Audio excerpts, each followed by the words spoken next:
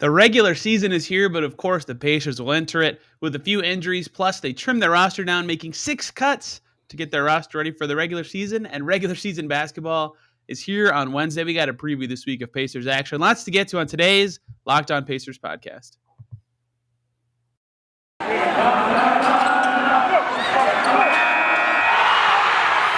You are Locked On Pacers, your daily Indiana Pacers podcast.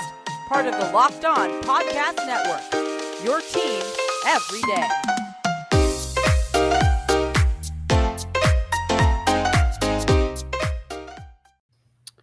Welcome in to another edition of the Locked On Pacers podcast, where we, of course, talk about the Indiana Pacers, as always. My name's Tony East. I cover the team for Forbes and the West Side Community News. And today, I was thinking about maybe we break down the final preseason game, but the Pacers and Cavs played a JV scrimmage, so there's no value to be gained from discussing much of that game. Instead, we're going to look ahead. It's the regular season week. There's a ton of new Pacers injury updates. They trimmed their roster. A lot of news about the team to break down and get to as they head into their first game that counts on Wednesday in Charlotte. And joining me to do that, of course, my lovely co-host, Mr. Adam Friedman, former Indy Cornrows writer extraordinaire. Adam, how's it going? Going pretty well. I'm excited for the season to start. We are days, not weeks away from the regular season, so I'm excited. Look at the Carlisle inverse quote shade already to start the show. I love it. Yes, 2 days to be exact, which is interesting. And this isn't the order I was gonna go in for injuries, but Adam saying days, not weeks, has me starting in a reverse order. So let's get through some injury updates. And the big one is Caris LeVert. We'll do him second, but I have to use Adam's segue. TJ Warren will go with first. In my defense, you put his injury down first in our show preview, so that's why I did that. I did not. I put Caris down, didn't I? Oh yeah, you're right. You know what? I just did. Adam can't read the sheet apparently, but that's okay. TJ Warren's still in a boot. The last couple times I've seen him, and he had his last scan on his foot last Tuesday, the 12th, I believe that was. Carlisle said the news was positive, but still said it's a weeks, not days recovery thing. His next scan is 3 weeks from that Tuesday. So early November, we'll get another update on TJ Warren. Not worth going too long on that.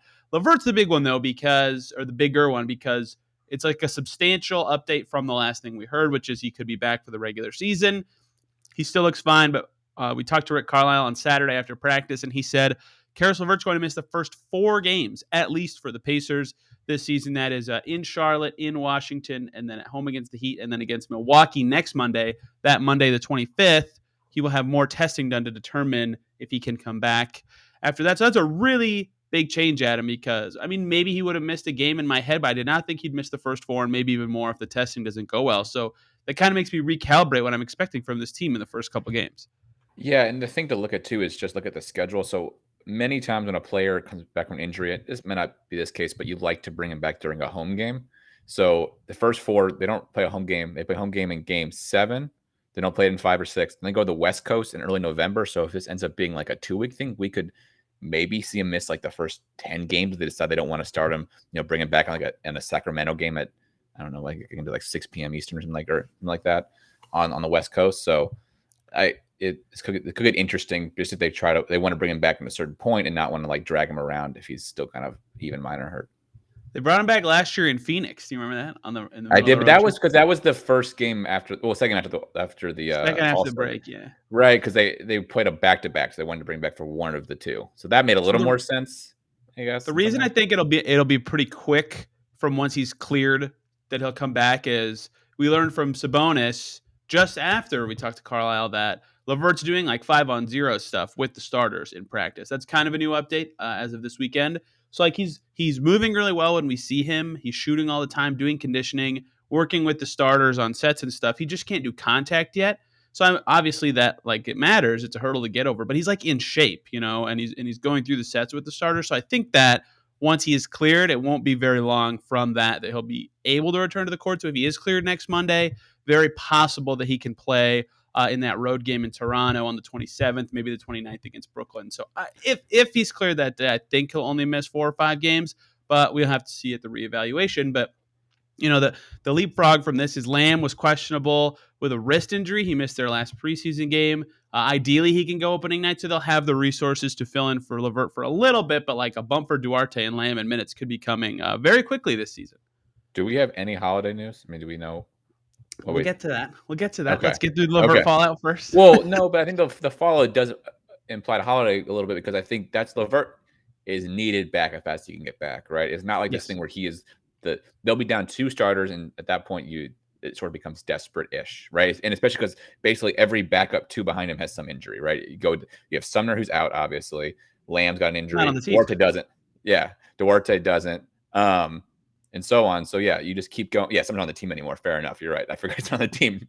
But you know what I mean? Like all the 2 guards they had were injured. Keelan has a minor injury, and you just keep going down the list. Like they needed some kind of two guard basically. They'll be very reliant on Duarte to fill a lot of that time in the first 4 games, but a good opportunity for him, to do the slightly positive thing. It's that your rookie can get a bunch of minutes in the real games right away. Really see what you have with him. Really evaluate how he can hang in a real game, real rotations with the other guys. So that's good. At least a small bright side there, although you'd obviously rather have LeVert. And I think Lamb and Holiday's injuries kind of play in with his. Yeah, like I said, Lamb missed the last preseason game with a wrist injury. He was listed questionable and didn't play. So that makes me think that he was like maybe close to playing, but it was a preseason game. They sat their starters for the last 25, 26 minutes of that game anyway. So I'd presume he'll be available opening night. I didn't even ask about him just because of the designation he had before that game. That's a guess. Ideally, he could go, and then he can be your backup too, and you start Duarte.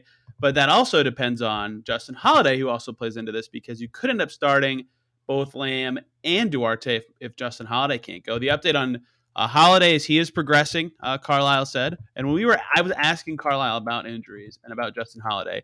And while I was asking the question, 2 feet over, running between the courts, doing sprints between the courts at the practice stadium was Justin Holiday. Sprints. So he's running fine, doing his conditioning work now.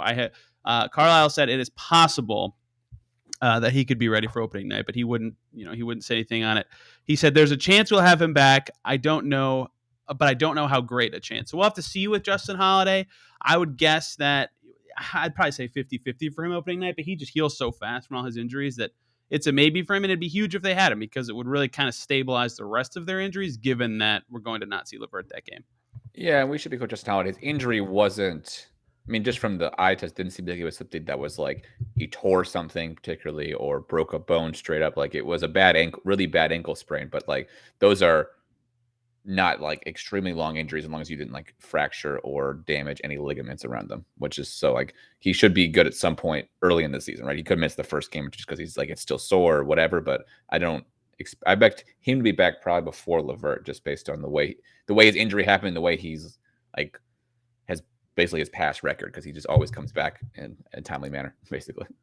Yeah, the trouble is, we'll get to Brogdon momentarily because he's the only one who's kind of out of this scope. But between it being Warren, Holiday, Lamb, Duarte, and Keelan to an extent, like all their injuries are at the same position, right? So Yeah. any 1 or 2 guys coming back is really important because not only we talked about the stacking with injuries all the time, but not only are you getting someone better in your starting lineup, but also the backup then gets better too, and that's usually where the injury fall off is. And like we saw at the end of preseason when Lamb was out, like they were getting wild with their rotations, I guess, in the back of preseason. So it's a little hard to read into it. But, in that last preseason game, they would not have had hardly anyone who could have played backup wing for them in a serious way. They would have probably had to go with like Wanamaker at the 2 behind Duarte and then maybe Keelan, but he wasn't healthy. I mean, they would have had to really be squinting to figure out who they wanted their backups to be on the wing that game. So any of these guys coming back would be really huge because all of a sudden the Pacers season is starting with like a very weak ring rotation. Again, I think a couple of these guys will be back, maybe all but LeVert, honestly, but and Warren, of course. But we'll have to see. The first injury report coming out on Tuesday will be really critical to see how this team might start their season off. Yeah, because at some point then you are playing Keelan Martin big minutes if things keep happening. Well, he is also hurt. Well, yes, but okay. We assume he's the most minor. We'll get to this.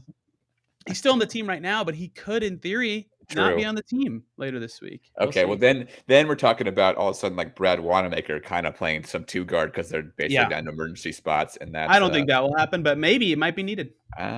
Basically, I mean, right now Duarte is just basically going to get huge minutes by the fact that he just isn't hurt. Lamb. Yeah, but Lamb is kind of hurt, right? Right. Like Duarte has no injuries theoretically at the moment that we know of, and by that virtue, he might play. Yeah, currently he might play 32 minutes the first game just because of that, frankly. Yeah, it's really getting dire very, very quickly. I'm afraid we're missing someone. I mean, Torrey Craig is healthy, right? So like he can fill in some of these wing Yeah. minutes too.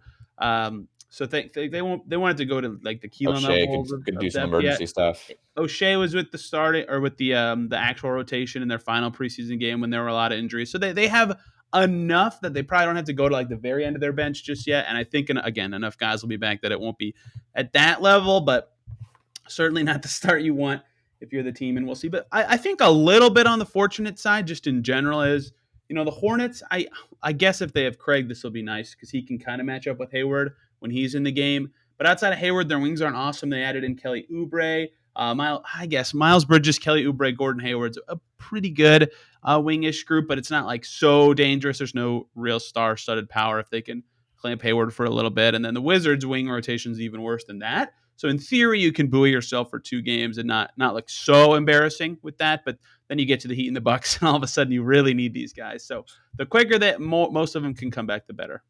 And so is it? And there's no Brogdon at the moment, right? It's just sort of The same as it Brogdon was. update from Carlisle last week was, he was going through their shoot around stuff before the Memphis game. That was 2 preseason games ago, Yeah, and he said he expects him to play, or he thinks he's going to be able to play in the first game. So we'll see on the update there.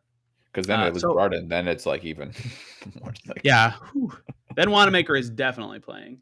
yeah, So yeah, it he's was. playing 25 minutes if that happens. Yeah, seriously. I mean, I can't believe we're at this point already where we're breaking down injuries left and right. But it seems like, again, knock on wood, that several of the guys who are hurt will be ready for the opening night game. But that said, someone else could surprise us and be on the injury report by then too. It's been really crazy covering this team throughout this preseason because there was a trade and a signing and guys got hurt and it was a mess. It was really a mess. So Yeah, I mean, already did it. I kind of forgot Summer's not on the roster. I talk about his injury like it matters, but yeah, he's literally not on the roster anymore. It's like it's still. I mean, that is a 2 guard they lost, but I still, you just forget about it. Keelan Martin had a hamstring injury that kept him out of the last 2 preseason games. I did see him at practice on Saturday going through shooting drills at the end. I don't know his health status very well, and we'll talk about roster cuts in a second and where he relates to that. But he was still on the team as of the weekend. His cut date for his guarantee date comes up this week. So we'll see, but he could end up, like if he's healthy and other guys can't go, he might end up being a little bit needed. We'll see what shakes out with him there. If he's even able to go, he might end up being a little bit important, which is crazy to think about for the first game of the season. But are you ready to move on to roster cuts, Adam? Yeah, let's do it. All right. That was a lot to get to. I mean, we got to just rebrand to Locked On Injuries at this point. That's what it's become. But yes, let's pivot and talk about some other stuff. But first, I want to talk about the great people over at Prize Picks because they have the best NBA DFS prop games on the market. They offer more NBA props than any other DFS prop operator and offers all the same superstar players as well as bench players, only recording a handful of minutes each game. They offer any prop you can think of, from yardage to touchdowns, even interceptions thrown. And all of their users that deposit and use the promo code NBA when you sign up will receive a 100% instant deposit match up to $100.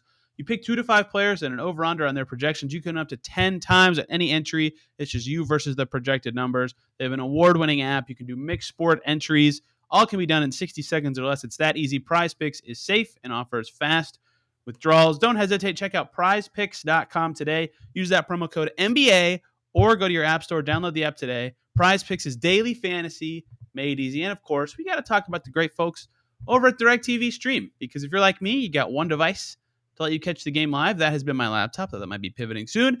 Another that lets you stream your favorite shows. That's my Xbox. Another thing to watch your sports highlights. That's my phone. And of course, your friends and your parents' logins for the good stuff. That's a pain. There's a simple and easier way to get all that entertainment you love without the hassle, and that's DirecTV Stream. It brings your live TV and on-demand favorites together like never before, so you can watch your favorite sports, movies, and shows all in one place. That means no more juggling remotes, no need to buy a new device ever again, and the best part, no annual contract. Get rid of all the clutter and confusion. Get your TV together with DirecTV Stream. You can learn more at directtv.com. That's directtv.com. Compatible device required. Content varies by package. Pacers had to cut down their roster by today, Monday the 18th. If you're listening in the future, that was Monday the 18th. And they did it. And they cut so that there were 2 groups of signings. I kind of discussed that this would happen, although I thought it would happen earlier in the offseason. Doesn't matter.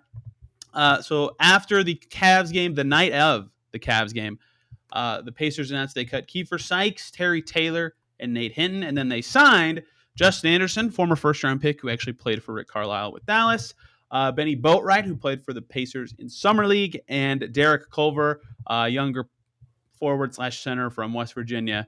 He had not been in the NBA before. He's a rookie. And then the very next day, those last three guys, Anderson, Boatwright, and Culver, they waived. They signed them just to get their G League rights and cut them, so they will get a bonus if they play for the Manants this year. They can still explore other opportunities because teams are still shuffling their decks a little bit. A guy the Lakers waived, their roster cuts was already claimed by the Wizards, for example, right? Like there's still a little bit of shuffling that's going to happen, but it's mostly set in stone. So Adam, I think we kind of knew because Wanamaker was dominating the minutes, and that was the big one to watch. But were you surprised at all by any of these cuts? Not a single surprise. Yeah, me either. Unfortunate, but it is what it is. Yeah, I mean, once they signed Wanamaker, they basically had decided they're 14, and then Martin is the toss-up, but there was nobody was going to go over him. It was just whether they wanted to keep a guy in that spot or not, whether they could push somebody back. I guess Sykes was sort of maybe for that 15 spot if like Martin was like, I'm not, pushing my guarantee date back and was stubborn or whatever, and they were like, well, Sykes will take the deal and we can pay him very little and have call it February 15th cut date or whatever you can do. But I think it was pretty obvious they have their 14 in the 15th spot. They, like you've been reporting all summer long, they probably want a non-guaranteed spot there. So like it may be a buyout market player, or if things, because bonuses hit or whatnot, they can then make a move to kind of avoid being in the luxury tax.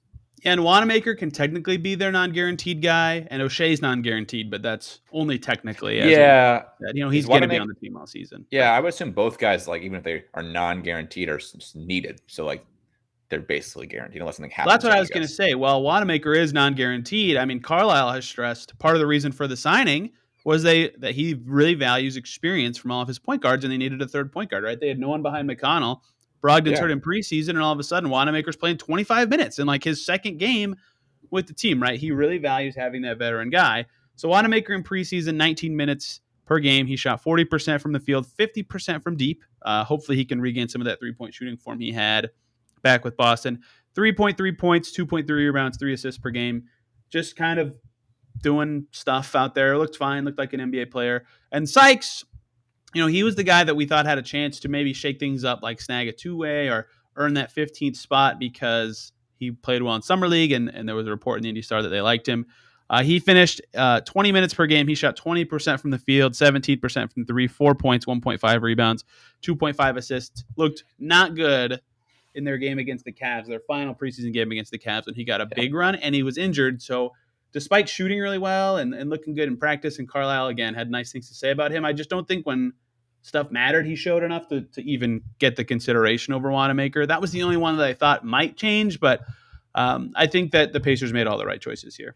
Yeah, we see why Sykes is 28 years old and not been in the league yet. I mean, he could be great for the Mad Ants, right? He could really be great leading their team and getting the bonus down there. And if injured to a point guard on the Pacers, it's major for the season. He's in the Mad Ants playing well. He could get an opportunity somehow call up this season. That could happen. That's not out of the realm of possibility. Yeah, all these guys, including Anderson, Boatwright, and Culver, like they're the candidates that we'll look at if the Pacers need a 10-day guy at some point in this season, if they do clear a roster spot. So that's it. That they're down to 15 plus their two-ways. But we talked about the things to watch the rest of this week a little bit already, right? Because the Pacers want those non-guarantees on the back end for flexibility purposes, especially since they're about $1.4 million away from the tax now after the Sumner Wanamaker roster swap basically that they did. So O'Shea's non-guaranteed, but again, they would not waive him, I don't think, unless he got injured.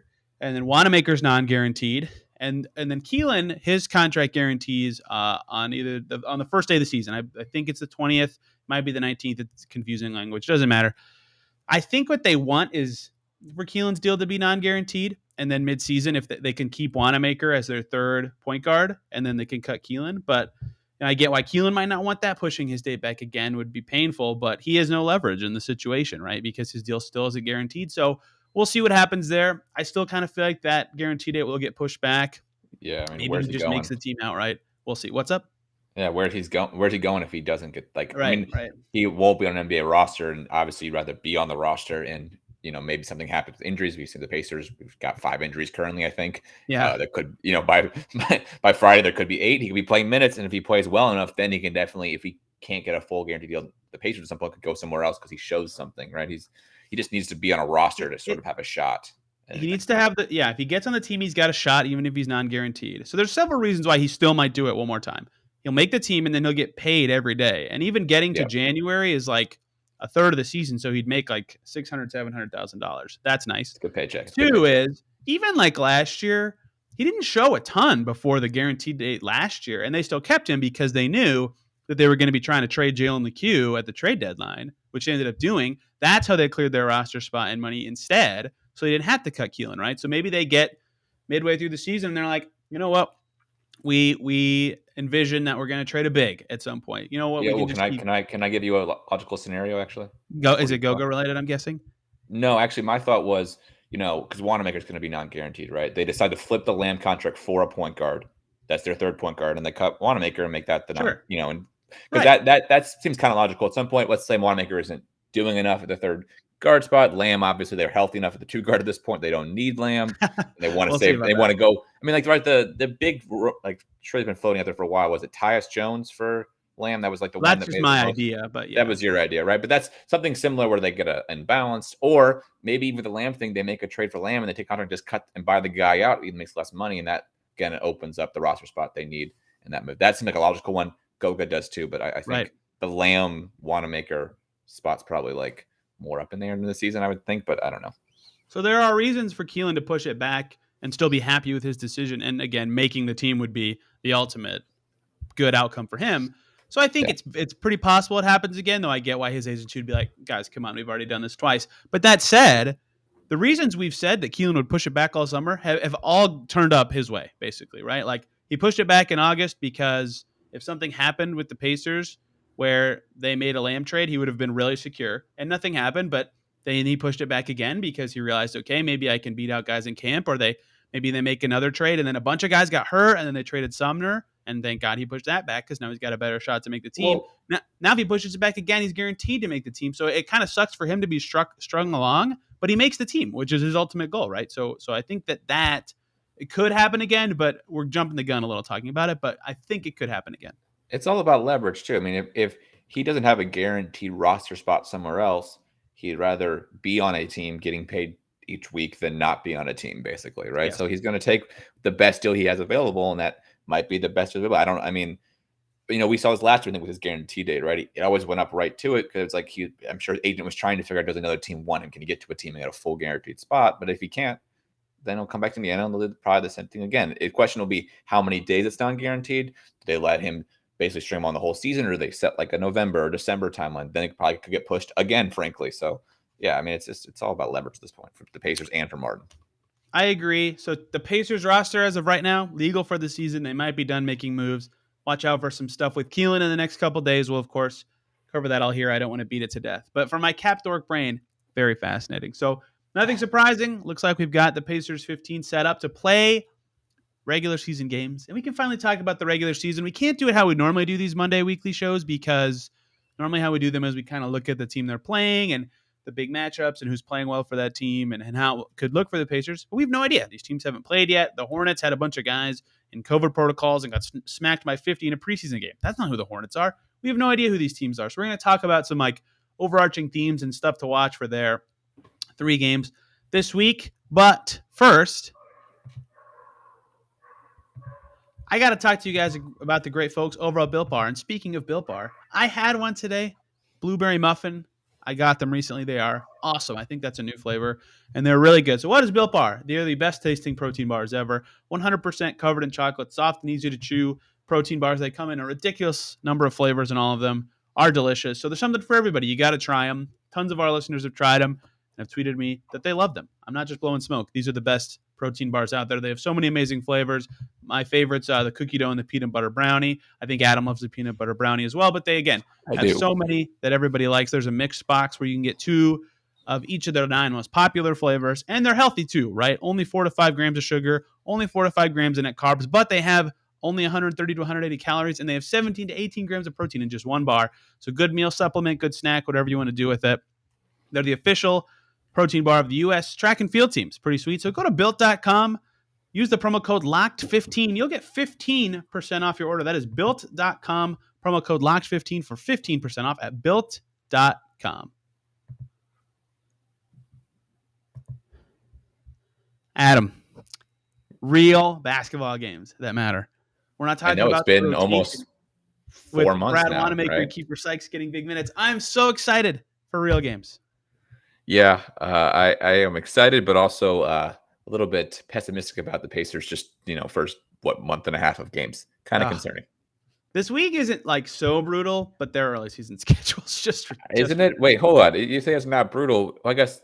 Let's see. Isn't it? Well, I guess the injuries Hornets kind of didn't make make it the brutal, but they're playoffs, playing right? like a 10 seed in the East and the 9 seed in the East, and then but they're playing 4 playoff teams. They are 3 Their playoff first four teams and a are very play-in tough. team and a play-in It's tough. team. So, yeah, They're in Charlotte on Wednesday, in Washington Friday. Home opener Saturday against the Heat. Of course, their home opener is a traveling back-to-back. That's awesome. Great product for the fans. I love back-to-backs. Can't you tell? So it's a tough week, and I think that something I am going to be watching for, and this is a little too granular, but that's okay. It's who I am. Is mostly because he's healthy, but also because this is a great week to show what he's got. Is I'm excited to see Torrey Craig and the impact he brings to this team when the games matter, because we've talked about, and I even brought it up earlier this show, how these bigger forwards smoked the Pacers last year. OG Anunoby had a huge game. Jason Tatum had huge games. Gordon Hayward had big games. Mikal Bridges had a career game. Harrison Barnes had a huge game. Like, some of the guys are stars, but some of them are just like good players who went off because the Pacers either didn't have the size or the strength to defend that type of player last year. And Bjorkgren's scheme was a little bit of a culprit there too. But now they have Torrey Craig. And Torrey Craig can do that role better than anyone they've had on the team since Thad. And he's very bulky, and he's played good defense in the preseason. His offense has been very weird. We'll see what happens there. But something I am looking forward to watching this week is the Pacers take on Gordon Hayward and Jimmy Butler and Rui Hachimura. I don't know if Rui's back yet. I think he was away from the Wizards for personal reasons. But just in general, good opportunities for him to show, as my dad is calling me, what he can do in a new role and how that can help the Pacers and kind of change their fortunes on defense.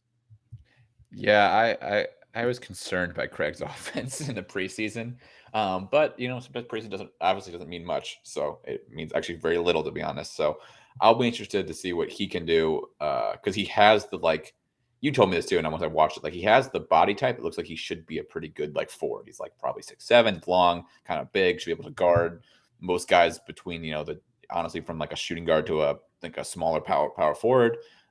But if he's just junking shots up like he did in the Memphis game, he shot really bad. Every game, every game. But there was one period where he was 0 for 5 or 1 of 6, particularly bad. That I remember just airballing a 3 at one point.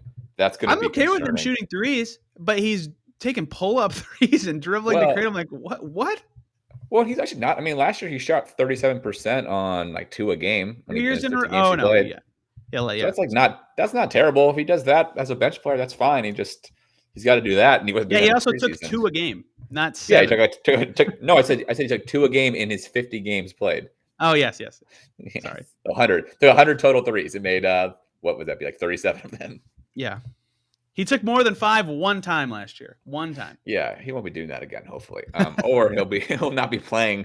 Look really disappointing. The fact that this guy who there's 4 injuries and he's not playing minutes would also speak volumes, frankly. I'm surprised though you didn't say your most exciting thing was just watching a competent, or maybe it's too harsh, but a really good coach kind of bring a new level of what's the right way to put it, professionalism to the team, or because I think the big thing with Carlisle is he's just we haven't really seen his systems in play yet, and we will see him the first game, because that's you don't bring him out in the preseason.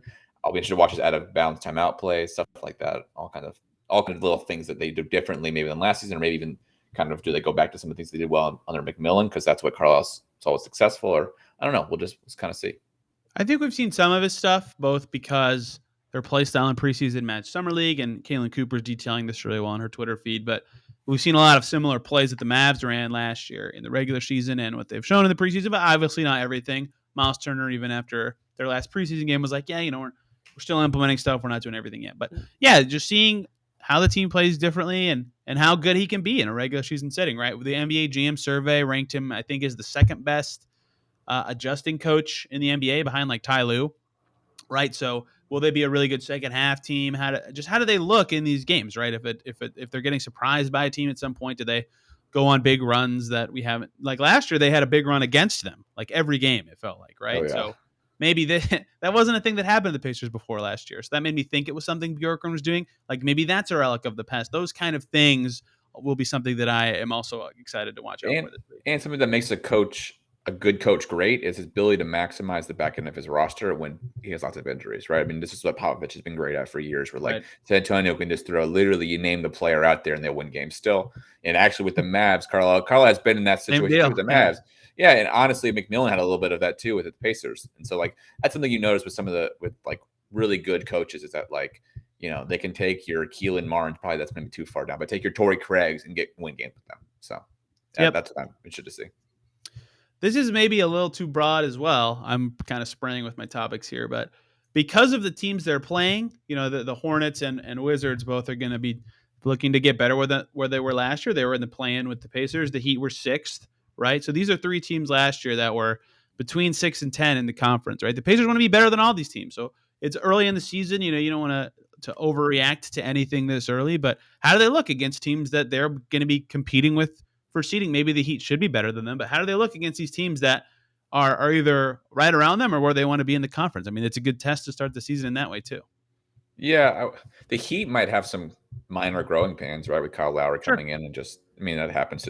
They'll have most of the rosters. It's not like they had a complete turnover and a whole new big 3, but it still could be a little bit of growing pains. And with the Wizards, I think they're actually probably better without Russ, just because they go deeper and whatnot. But is Bradley Beal even playing? Right? He's not to like get too far. He's not vaccinated, right? So isn't there some issues about whether he's going to play or not? No, he's And playing. how it's going to work? He's not vaccinated, he said, but he is playing. Okay, their market is allowing that, and so is Indiana. So yeah, he should be fine. I guess it's not even in Indiana. Road doesn't matter. It's only your hometown or home. Oh, interesting. Stadium. Oh, interesting. Okay, so he'll be playing. But you know, there is with not being vaccinated, that does create some more issues that could pop up. I mean, I'm interested to see what that team looks like without Russell Westbrook and with like, you know, I think 3 decent players in a spot. Is it just different? Because Russ killed the Pacers last year, frankly. I mean, there were Aaron Holiday revenge game. Yeah. How quickly we forget. I'm not worried about that one as much. He's been good in the preseason. I mean, didn't Russ have like a 32 and 30 against the Pacers last year or something? What was this? Like crazy 20s, stat line. Something like that. With a 28 and 20, like 15. Yeah, it was gross. Like, it was insane. Yeah. So it just. I think he had 20 and 20, right? Didn't he have 20 assists as well? You know, there was a game where it was like 154 to 140, right? That was the game they played against them. Yeah, he had like the most bonker stat line of all time. Yeah. Well, the Wizards last year in general just didn't play defense. I mean, that was like they just refused. But okay, he had a 14, 21, 24 game against the Pacers, and then he had a 35, 14, and 21 game against the Pacers. That's the game I'm thinking of. That's nuts.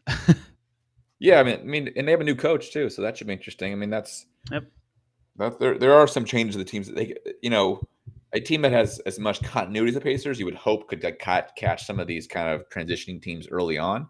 But with the injuries, that might negate that pretty much. One last thing for me that I'll be watching in these games. Look, I am admittedly a basketball dork. Like, I get into the weeds about every player, regardless of their spot on the roster, and how the coach can help this guy and how the Pacers can be better in this way. But let's just Domas Sabonis. He's the best player on this team. He has been the last 2 seasons. Can he just come out and be an MF in these first 3 games? Is he, or is Brogdon the best player on the team? Well, I think Brogdon's the best when he's healthy, but Sabonis has been the best total package player their last 2 seasons. Yeah, both of them, sure. Can the All-Star and the close to All-Star on this team come out and start the season and just be awesome, right? Brogdon's been really good to start seasons with the Pacers in the past.